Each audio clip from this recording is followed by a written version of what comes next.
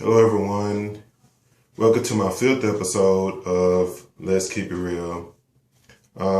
First, I want to say shout out to my fiance, Shaquanza Benson, to my friends, Wanda Sibley and Beverly Hunt. They all gave me very good ideas for today's topic of my show, which is basically centered around trust. And it can be layered off into so many different things because each one of my friends brought something different to the table. As far as what my fiance brought to the table about trust is trust in her sense, she wanted to discuss trust as in a relationship, trusting that this person will never hurt you emotionally or physically. From what she's told me about her past, she's been in relationships that, resulted in domestic violence. She's been hit. She's had to fight, not to be hit, to, basically, to fight for her well-being in a relationship. And no female should have to go through that.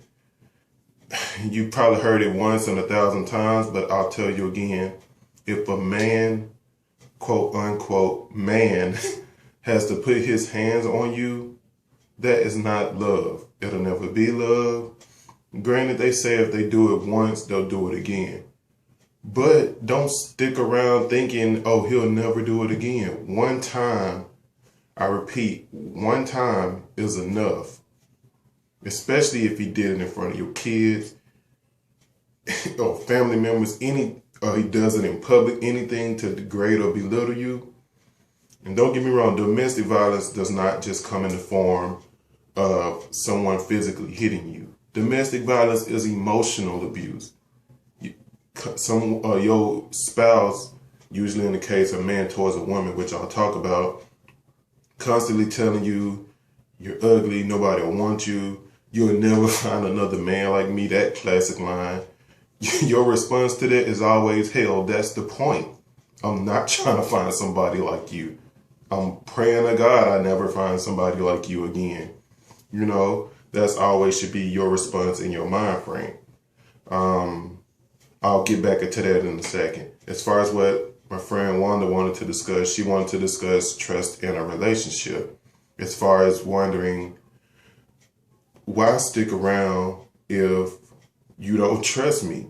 Because definitely, as we all know, the foundation of any relationship is trust. Of course, love too, but definitely trust, because you have to trust someone to love them.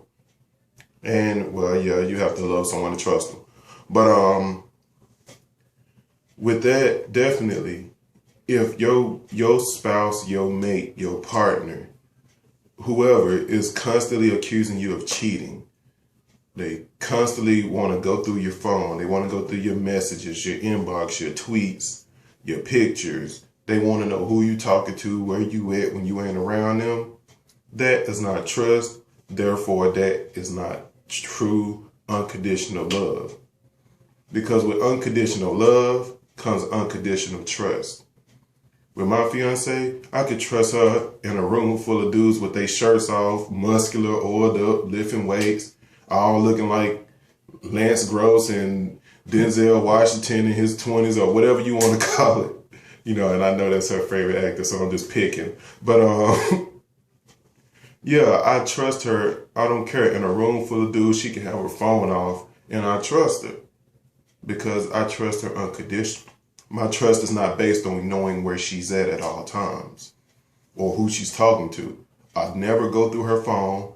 If I'm looking at something in her phone, it's because she's holding her phone and showing it to me, and vice versa. She can leave her phone around me and leave the house for 8 hours knowing I'll never answer her phone or go through it, and vice versa. I can leave my phone around her and I know she'll never touch it, but I'll show her things. I've showed her my pictures in my inbox. I've shown her,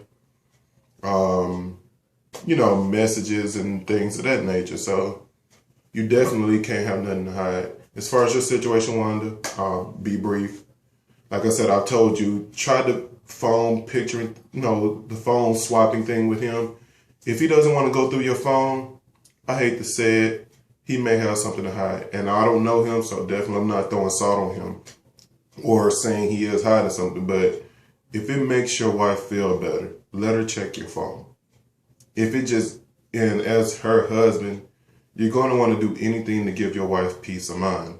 As they say, happy wife, happy life. So you want to do anything to give your wife peace of mind. She's not doing it just to see, are you cheating? She just wants peace of mind. She's not saying she don't trust you. It's just you're accusing her so much. She wants to know, are you hiding something? As far as Facebook friend Beverly Hunt, with your situation as far as friends, with that, you have to you'll find out who your real fans are when you're down and out. When you're, as my fiance say, broke, busted, and disgusted. That's when you'll find out who your real friends are.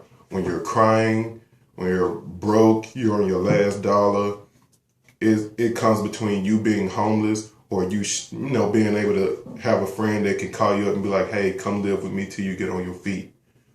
People that can extend their hand out to you when you're down and out, those are your real friends. Not a lot of us have them.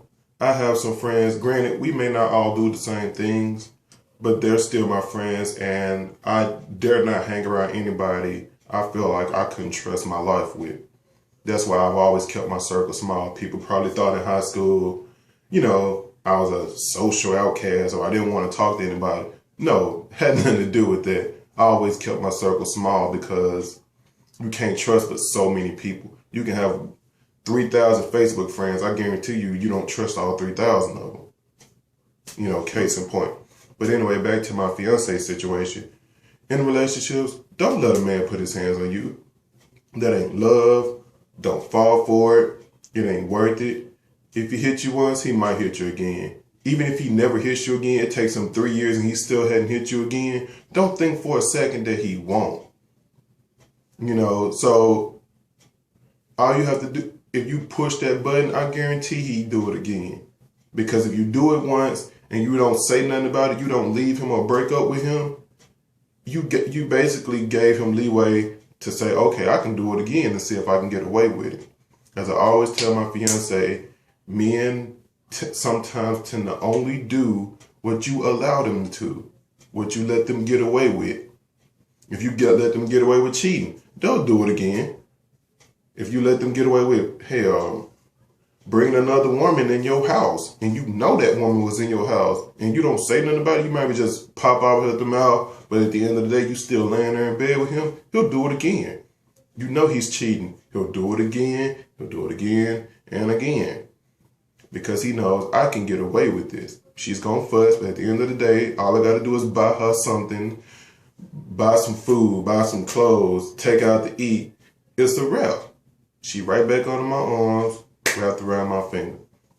But if any of you out there are watching this video, if you're in a relationship and there's domestic violence going on, physical or emotional, verbal, whatever you have it, get out while you can. There's lots of things out there on the internet. There's lots of avenues you can take. There are groups, there are houses that'll take you and your kids and let you move away and separate yourself from that person. Don't ever say you can't get out. There are people out there, I'm sure you have family and friends who know what's going on that will gladly help you get out. But as I said, shout out again to all my Facebook friends. I'm gonna wrap this up now. I've been getting a lot of feedback and I really like what I'm doing here.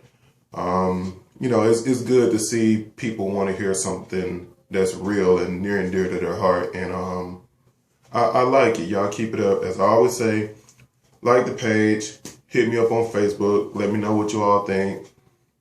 Like I said, I never use your name unless you want me to.